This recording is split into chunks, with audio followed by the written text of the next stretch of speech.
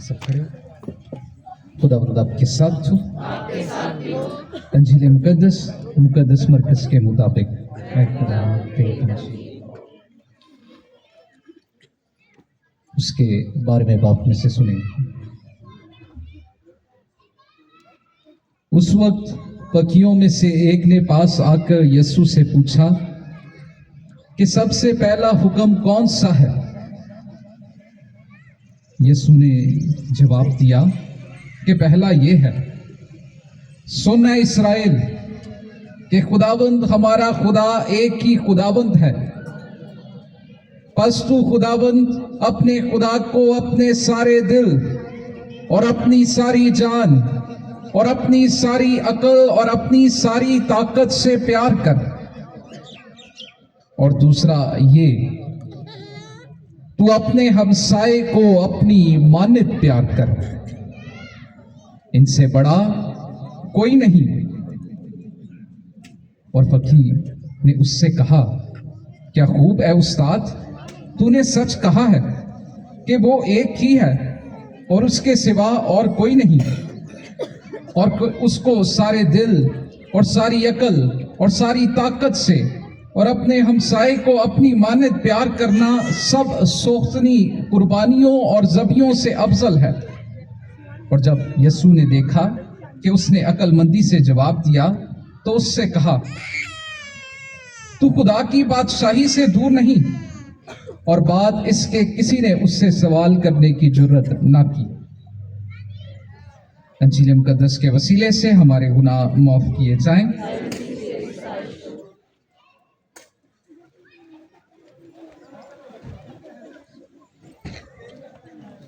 वो हमने चर्च के दरवाजे से किया है, लेकिन ये दर हकीकत ये सफर पैंतूस पलातूस के दरबार से हुआ है, उसके किला से हुआ है, और उसके किला से होते हुए हम खुदावंद यीशु मसीह के साथ साथ चलते रहे।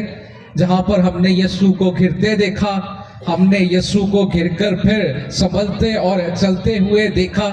हमने देखा कि खुदावंद यीशु मसीह रास्ते में औरतों से मुलाकात करता है और उन्हें भी मना करता है कि उस पर ना रोएं, बल्कि अपने आप पर और अपने बच्चों पर रोएं।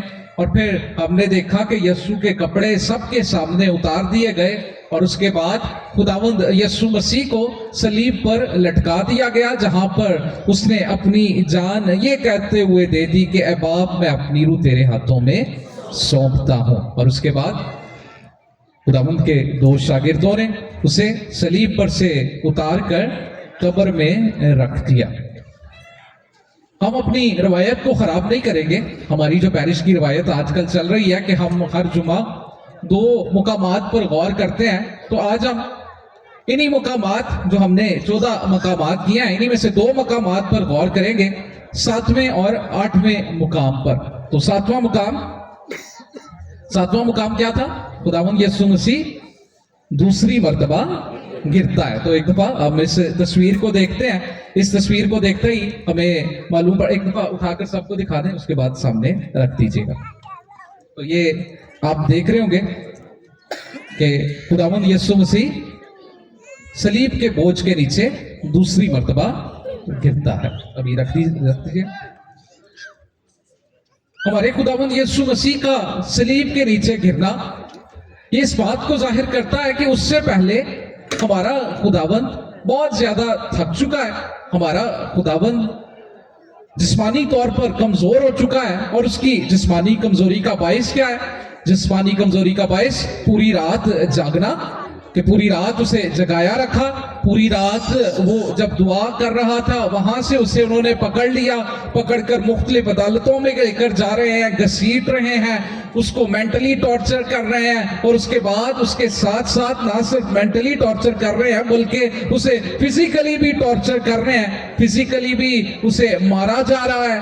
फिर उसके बाद हमने देखा कि सलीब देने से पहले उन्होंने उसके सर पर कांटों का ताज रख दिया, जिसकी वजह से उसकी तकलीफ ज्यादा बढ़ गई। और फिर हमने देखा कि यीशु जब राह में चल रहा था तो पहली मर्तबा भी वो सलीब के बोझ के नीचे गिर पड़ा।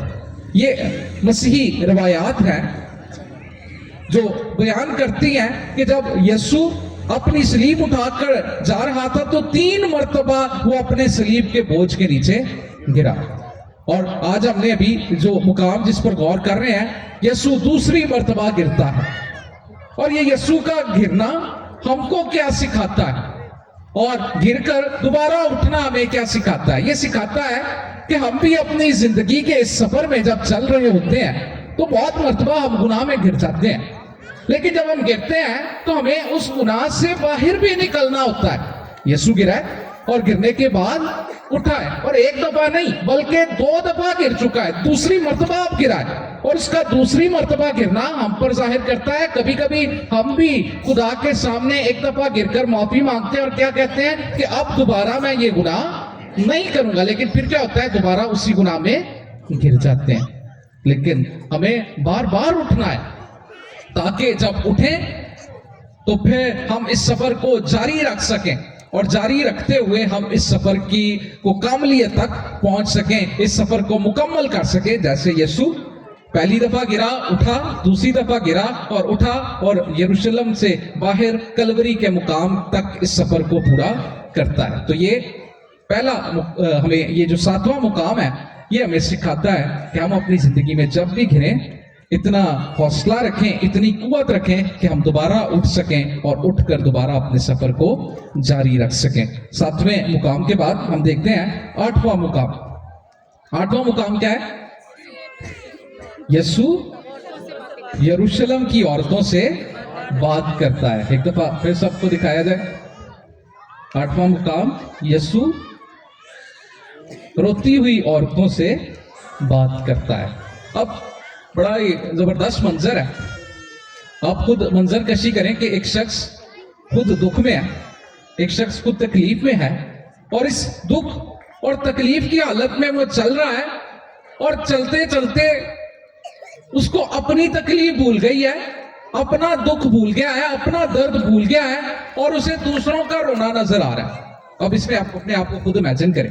آپ خود امیجن کریں کہ جب آپ دکھی ہوتے ہیں, جب آپ پریشان ہوتے ہیں, جب آپ رو رہے ہوتے ہیں, کیا آپ کو دوسروں کا رونا نظر آتا ہے؟ کبھی بھی ایسا نہیں ہوتا. انسانی سوچ کے لحاظ سے, انسانی لحاظ سے اگر سوچنا شروع کریں تو اگر ہم دکھی ہوں تو ہمیں تو دوسروں کا دکھ نظر ہی نہیں آتا, اور ہم تو کہتے ہیں ہمارے دکھ سے بڑا کسی کا دکھ ہے ہی نہیں. دنیا میں سب سے بڑا دکھی انسان کون ہے؟ میں.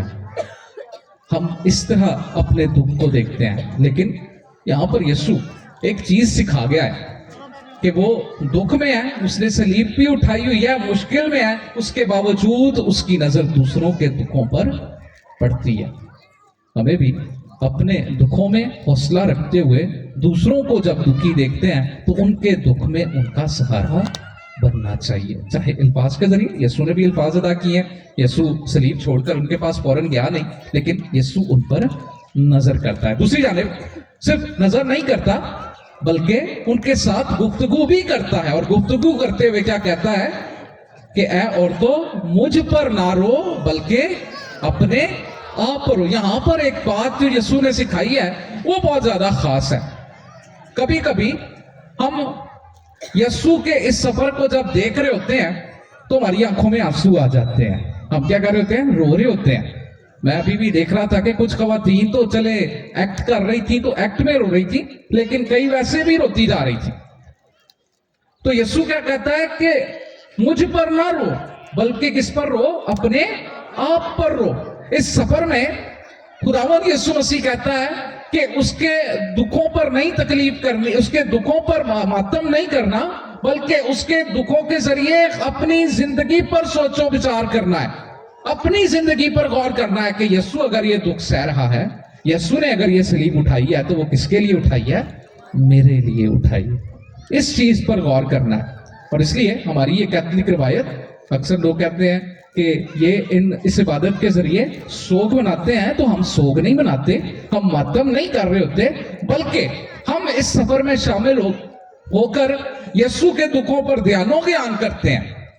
اور بہت سارے لوگ جو ماتم کرنا شروع کر دیتے ہیں, رونا شروع کر دیتے ہیں, یسوع کے دکھوں پر کبھی بھی نہ روئیں اپنے آپ پر, اپنے گناہوں پر, اپنی زندگی پر, کہ ہم اپنی زندگی میں گناہگاری کر رہے ہیں, اس پر پشیمان ہو.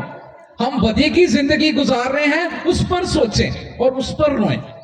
यसु यही सिखाता है इस मुकाम में कि मुझ पर नहीं बल्कि अपने आप पर रो, अपने आप पर सोचो, अपनी जिंदगी पर सोचो।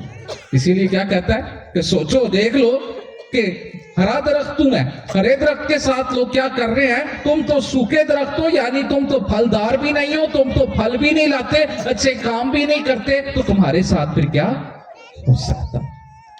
तो इसलिए ये मुकाम सिखाता है कि हम जब कभी भी 14 मकामात की इबादत में शामिल होते हैं, जब हम इन रोजों के अयाम से गुजरते हैं, तो हम यीशु के दुखों पर नहीं रोए, यीशु के दुखों पर मातम ना करें, बल्कि यीशु के दुखों पर ध्यानो ज्ञान करें, और ध्यानो ज्ञान करते हुए अपनी जिंदगी पर गौर करें। तो ये 2 मुकाम हमें क्या सिखा रहे हैं?